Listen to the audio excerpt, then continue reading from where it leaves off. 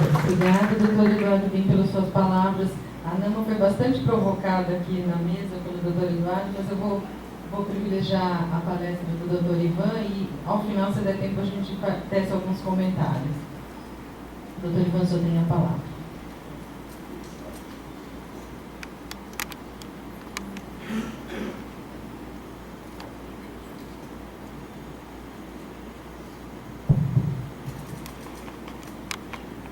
Doutor André Struck, muito boa tarde. Em seu nome, agradeço o convite, o honroso convite para estar aqui. Para mim é uma honra muito grande. Agradeço também ao doutor Pedro Nogueira pelo convite, doutora Camila. Senhores e senhoras, a ideia é discutir um assunto que eu fico satisfeito de estar aqui, mas ao mesmo tempo bastante preocupado.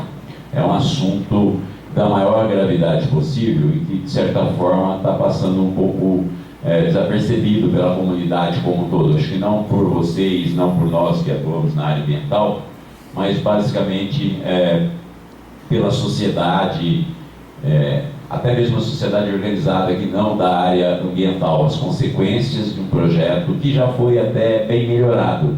Mas como disse aqui o doutor Eduardo, quem tem o prazer de dividir a mesa, a gente não sabe exatamente qual projeto está valendo. Nós tivemos a oportunidade de acompanhar essa questão em nome do Ministério Público de São Paulo. Estivemos em uma reunião pública promovida, um seminário promovido pela Comissão de Meio Ambiente da Câmara dos Deputados no dia 13 de setembro. E na sequência, onde também estava o Dr. Rogério Menezes, representando a ANAMA, representando aqui a Campinas, o município de Campinas. E na sequência, no dia 15 e 16, com a participação da ANAMA, com a participação de desembargadores, juízes, promotores, entidades ambientais, Fundação SOS Mata Atlântica aqui presente, o PROAN, e outras entidades que estiveram também presentes neste evento, discutimos por 2 dias a questão do licenciamento do Dr. Maurício Guetta, pelo ISA, pelo Instituto Socioambiental, de maneira que procuramos ir, basicamente, pesquisadores de várias áreas da ESALC, da Escola Superior de Agronomia Luiz de Queiroz, da USP. Então, reunidos vários especialistas, produzimos um documento denominado Carta de Piracicaba, que eu vou falar mais ao final, com a colaboração de todos, onde fizemos, a exemplo da questão da lei de corrupção que está sendo agora discutida, 10 sims e 10 nãos ao licenciamento. Essa denominada Carta de Piracicaba chegou ao Ministério do Meio Ambiente, por nossas mãos, encaminhado via Procuradoria-Geral por uma questão protocolar, chegou à Casa Civil, encaminhamos também, não sei se o senhor teve acesso, ao IBAMA, ao CONAMA. No dia falamos com a presidente do IBAMA, com o ministro Sarney, e de maneira que levamos uma preocupação, e não só do Ministério Público, mas da sociedade como um todo, da necessidade de que essa questão fosse tratada com mais detalhamento, com menos assodamento. A gente entende a necessidade de compatibilizar a questão do desenvolvimento econômico, de sair da crise, mas o meio ambiente não pode pagar essa conta. Mais uma vez, será que o meio ambiente vai pagar essa conta da necessidade de agilização, da simplificação pela falta de interesse ou pela falta de recurso em dotar órgãos ambientais, como é o IBAMA, como é a CETESB aqui em São Paulo, como são os órgãos municipais? Vamos então simplificar estudos para ser ágeis e não estruturar. Então, uma das propostas que eu adianto já, essa é uma preocupação, é uma realidade, não adianta a gente fechar os olhos para isso também, mas, por outro lado, podemos utilizar, por exemplo, a contribuição da CIT, a contribuição para a intervenção no domínio econômico, que foi criado prioritariamente, em razão da exploração do petróleo que danifica o meio ambiente e que tem lá sua previsão de aplicação em ações ambientais. Então, por que não aplicar em prevenções ambientais? Por que não usar essa verba e estruturar os órgãos com mais pessoal? Hoje se deixa de repor aposentadorias, não se compra equipamentos de última geração por falta de recurso, não se dá capacitação adequada. Nem vou falar muito do IBAMA, que eu não conheço detalhes, poucos casos a gente atua em conjunto com o Ministério Público Federal, a gente sabe que também não tem a estrutura ideal com a maior parte dos órgãos, mas eu não vou me ater a detalhes, eu falo mais da CETESB. Também não. Sim. Então, é uma dificuldade que se tem, e eu acho que a questão ambiental é tão importante. Você vai falar saúde, outros também, com certeza, né? Mas hoje a questão ambiental, por envolver saúde, por envolver vida e bem-estar das pessoas, em outras palavras, dignidade humana, que é o fundamento da República, mereceria, não tenho dúvidas em afirmar, muito mais atenção do poder público do que está tendo. E é nessa linha que eu pretendo fazer uma exposição, não tão técnica, até pela limitação do tempo, né, e porque acho que nem todo mundo aqui é da área jurídica. Quem é da área jurídica aqui, levanta a mão, por favor. Meio a meio, basicamente, né? Então eu vou procurar não ser muito técnico, mas vou procurar pontuar algumas questões e deixar outras do próprio projeto, os detalhes, prazos, requisitos, se for o caso, depois para o debate, se houver tempo. Eu aponto para onde? Para lá mesmo. Vou pedir licença para ficar de pé, até para facilitar mais aí a exposição. Já disparou aqui. Está voltando.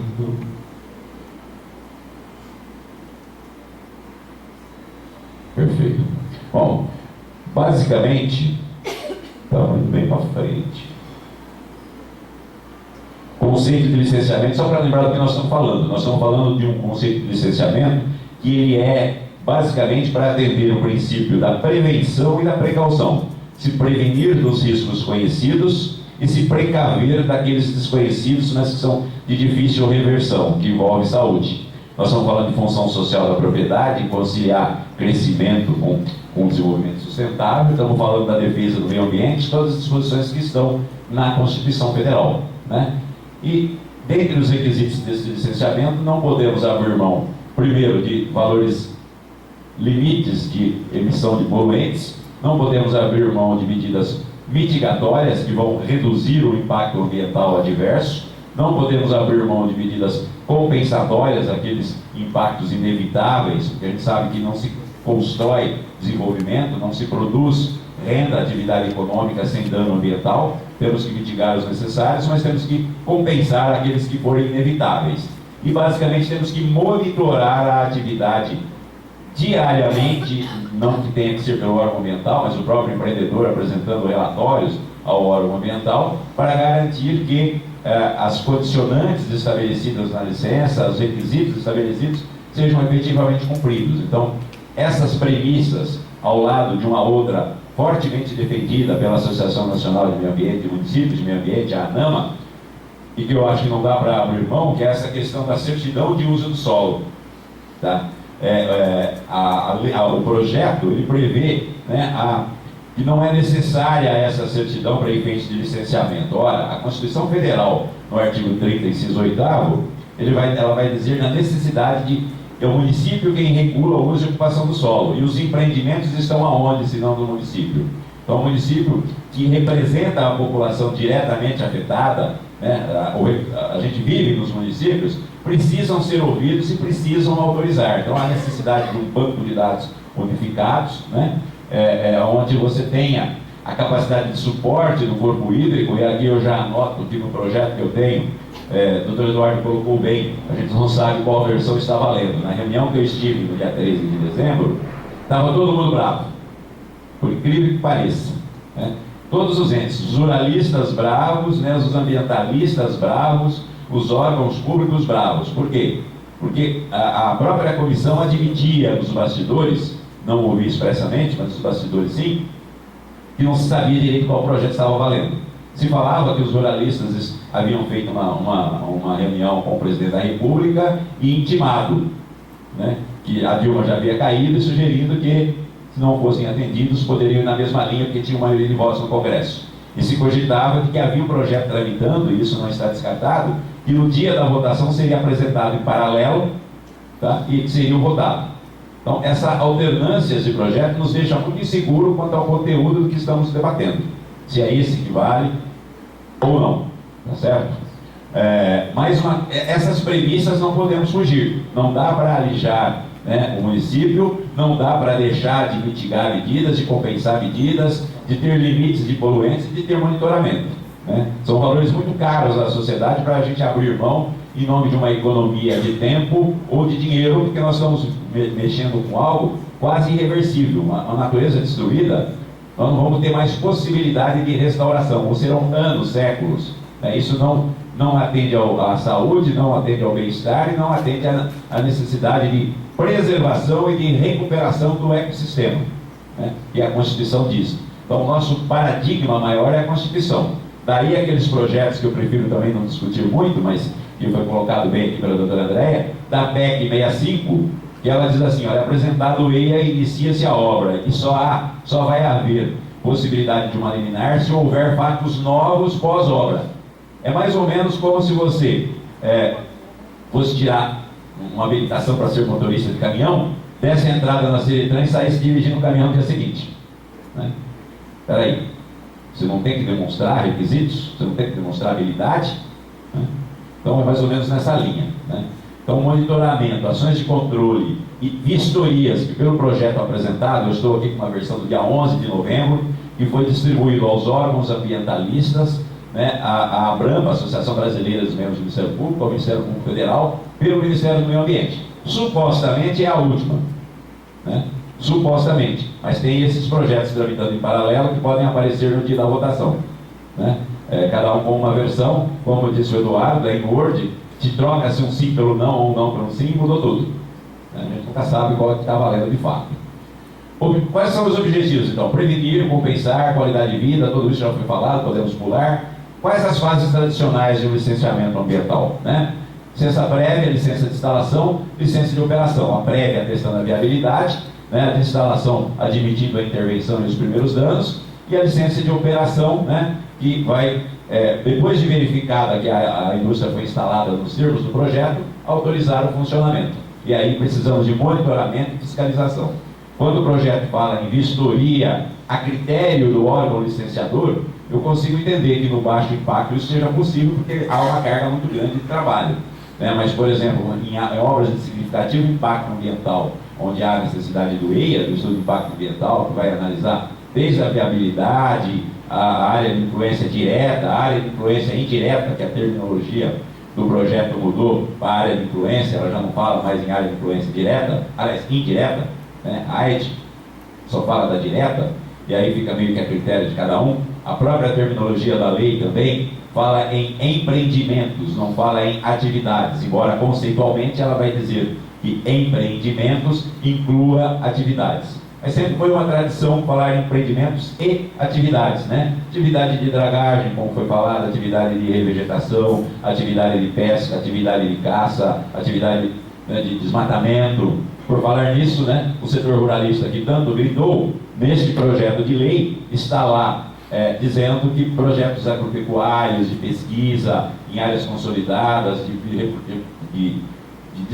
agricultura, de uma maneira geral, pecuária e agricultura, estão dispensados do licenciamento. Acho que foram atendidos. Acho que essa discussão, né, no âmbito da Confederação Nacional da Agricultura, talvez tenha funcionado. Nessa última versão, na suposta última versão. Considerações sobre consequências das propostas de alteração. Então, há aqui uma ameaça à biodiversidade, a comunidades tradicionais. Aqui se prevê a oitiva da FUNAI, né? Não se prevê a oitiva dos comitês de bacias hidrográficas. Eu acho muito grave isso, porque no momento que nós estamos falando em água, que é a força motriz da economia, que nós temos uma política, né, de meio ambiente, de recursos hídricos, que deve agir de forma integrada e que nos conselhos, nos comitês de bacias, nos conselhos também nacional e estadual de recursos hídricos, deve ter a sociedade que é diretamente interessada nesse assunto participando, não ser nem mesmo ouvida enquanto autoridades, né, envolvidas, é muita simplificação, né, e muito risco. Aliás, as unidades de conservação também não têm previsão para oitiva. Tá? Então, aqui parece-me que caminhamos, né, num sentido de retrocesso, de redução de grau de proteção ambiental, né, uma área de insegurança jurídica, e veremos mais adiante, por conta de que fica muito a critério da autoridade licenciadora, desde dispensar o método trifásico de licenciamento, que é aquela licença prévia, licença de instalação, licença de operação, podendo reduzir para 2, né? LP e LI ou LI e LO, né? Quando não é exigido EIA, E aí você contesta isso como, do ponto de vista jurídico? Nós que somos juristas sabemos que quando há conveniência e oportunidade, né, quando há essa chamada discricionariedade administrativa, o administrador que foi eleito pelo povo tem o poder de escolher lá os seus caminhos, né, e aí não caberia ao judiciário entrar nessa seara, nesse mérito. Ele só pode anular algo por erro formal. Ora, se a lei diz, fica a critério do órgão licenciador exigir EIA, ou o órgão estadual pode, inclusive, criar outras tipologias de empreendimento e de níveis de licenciamento, se fica a critério desse órgão licenciador dispensar ou estabelecer qual é o grau e profundidade do estudo, ou quais as etapas do licenciamento ambiental, como é que depois você vai contestar isso juridicamente? Esse é um grave erro que, ao nosso ver, tem no projeto.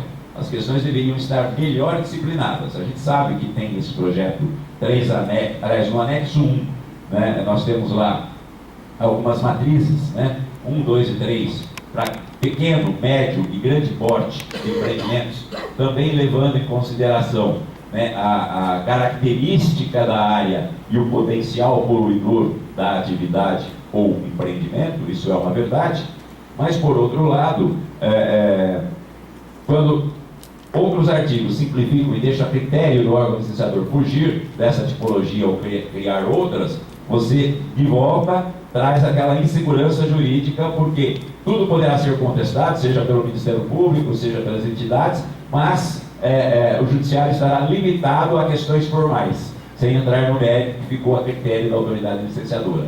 Claro que é muito difícil, eu reconheço isso, traçar objetivamente todos os critérios, porque não existe receita de bolo, né? Mas também deixar muito aberto, sendo que esse projeto nem mesmo prevê o que é pequeno porte, o que é baixo impacto, né? Então aí você vê o tamanho da porta ou da porteira aberta para passar uma boiada inteira. Num país onde a força política, a pressão política é muito maior que qualquer outro tipo de influência, dá para imaginar o risco que ficam expostos os próprios servidores e agentes dos órgãos ambientais, né, a pressão, né, e mesmo que isso não aconteça ou que seja superado, a dificuldade que vai ser a contestação jurídica dessas situações. Então, na verdade, o que ocorre é esse desmantelamento de órgãos ambientais e que poderia usar verbas do tipo contribuição de intervenção do domínio econômico, a CID, né, ou mesmo o ICMS ecológico ou qualquer outro tributo para equipar, né, esses órgãos e fazer com que eles, de uma maneira ágil, avaliem os requisitos, né, de um empreendimento, e não dispensar o empreendedor de fazer esses requisitos ou entrar na seara. Eu também sou daqueles, Eduardo, que é contra a autodeclaração, até porque, sou contra, até porque para empreendimentos de baixo impacto já é permitido, especialmente nos estados, talvez não na União, mas a municipalização do licenciamento. Então, o município que tenha lá o Conselho Municipal do Meio Ambiente, né, com participação social, para essas atividades de baixo impacto, pode receber uma delegação do órgão estadual e ele licenciar. Isso aliviaria, né, a dificuldade estadual ou a dificuldade federal. Aliás, recentemente, até o atual secretário de Meio Ambiente fez essa colocação e a imprensa acabou me procurando e eu me posicionei nesse sentido. Eu acho que tem outros caminhos, eu acho tanto quanto perigoso, porque se a gente já não tem pernas para fazer o que vem na mão, e eu tive pelo Ministério Público mesmo, pelas minhas atividades, né? Às vezes a gente consegue, eu instauro muito inquéritos civis de fatos graves que eu fico sabendo pela imprensa, não espero me provocar. Mas em algumas situações, né, se você está vendo a dificuldade, o erro, mas você está sobrecarregado, né? Se alguém não te provocou, você não faz. Então você não faz não porque não quer, porque não tem pernas. No momento da autodeclaração, então, que o sujeito poderia ser, inclusive, processado, né, por eventuais omissões, e a lei dos crimes ambientais diz isso, né, ou incorreções de dados, e eu registro aqui a presença do juiz de direito, Dr. Wagner Robes Gidaro, da juiz da Fazenda Pública, obrigado pela presença.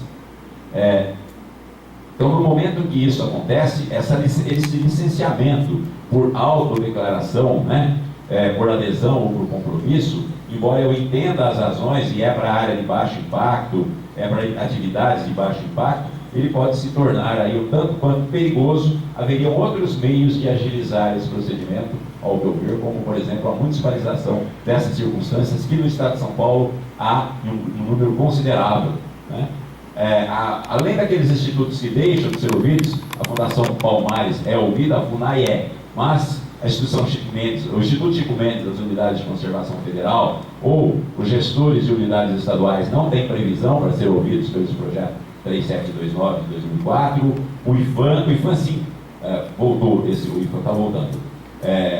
As regiões metropolitanas e aglomerações, né, nós temos aqui em Campinas, a região metropolitana de Campinas, que por lei deveria ser ouvida em empreendimentos regionais, né, não só de uso e ocupação do solo, mas saneamento básico. No momento em que você tem uma lei federal de licenciamento que dispensa isso, você esvazia uma função importante de uma região que deve atuar de maneira integrada nas funções de interesse comum, né, nas questões gerais comuns. Então, eu acho que são graves essas colocações. Se alija também a oitiva de conselhos estaduais, que o licenciamento pela Lei Complementar 140 de 2011, ele é único, né? É numa instância só. Os outros entes poderão ser ouvidos, né? Às vezes, Defesa Civil e Corpo de Bombeiros, embora nem sempre. Os riscos, eu já havia mencionado, né? Mas lembrando as catástrofes, como o caso de Mariana, em Minas Gerais, de um licenciamento mal feito, das tragédias que isso pode acontecer, na influência das mudanças climáticas em termos de aquecimento global, né? Acidentes, obras mal planejadas, né? Ações, impactos na qualidade do ar e do solo. Aliás, não se fala no projeto em poluição visual, em poluição atmosférica sim, do solo sim, hídrica sim, mas não, a poluição visual e a poluição sonora, ela não é levada em consideração como degradação ambiental, né? A PEC 65, eu já havia falado, não vou voltar. O controle social, eu acho que no projeto ele fica muito debilitado na medida em que se exige apenas uma audiência pública e se inverte toda uma lógica de controle social e participação social, porque vem o projeto que diz assim, olha, o órgão licenciador deverá justificar o porquê de ter mais uma audiência, se é por abrangência geográfica, se é por complexidade dos impactos em outras regiões. Então, aí uma inversão, né? Quando deveria haver mais participação popular, uma democracia participativa, mais controle social, há uma previsão de redução, mais uma vez em nome da agilidade, né? Aqui eu já havia falado. Então, aqui estão, um resumo dos demais projetos. Eu nem vou falar muito da PEC 65, porque eu acho que foi mais bode na sala para passar esse projeto 3729. O 654 do Senado está parado. Eu acho que a gente deve se concentrar mesmo, como já tinha dito o doutor Eduardo, no 3729. É esse que eu estou analisando com mais profundidade, a exemplo do que fez ele, porque é o que está na linha para ele, né? A cumulatividade e a sinergia, né, de vários empreendimentos numa mesma região, cuja integração maximizam os efeitos adversos, acabam sendo tratados de maneira muito en passant, né, permitindo inclusive que estudos de avaliação ambiental estratégica, que é feito pelo poder público, que contextualiza, estabelece ações, planos, programas, que se permite decisão a longo prazo, substituam EIA. Você pode exigir um EIA parcial ou um estudo simplificado, onde exista a avaliação ambiental estratégica, acaba meio que confundindo institutos, ao nosso ver, né? E aí essa cumulatividade e sinergia, se você tem empreendimentos na área de influência já licenciado, você já não precisa mais de dados primários, dados coletados em bloco, bastam os dados secundários, né, coletados de outro empreendimento. E aí se prevê que esses dados devem ser tornados públicos pela rede mundial de computadores, né, pela internet. Tudo isso acaba vindo, essa agilidade, num grau de prejudicialidade, né, quer da cientificidade dessas atividades e empreendimentos, né, quer em razão da cautela no processo, por questão de prevenção e precaução, né, princípios que o Brasil assinou como signatário de tratados internacionais.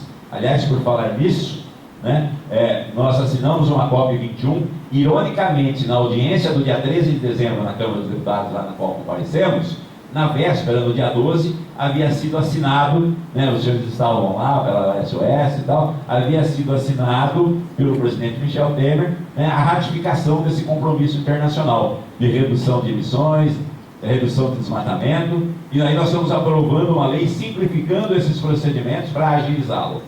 Alguma coisa não fecha, né, nessa história. Há a possibilidade pelo órgão licenciador de dispensar estudos ou simplificar estudos, documentos, como já foi dito, suprimir fases, né?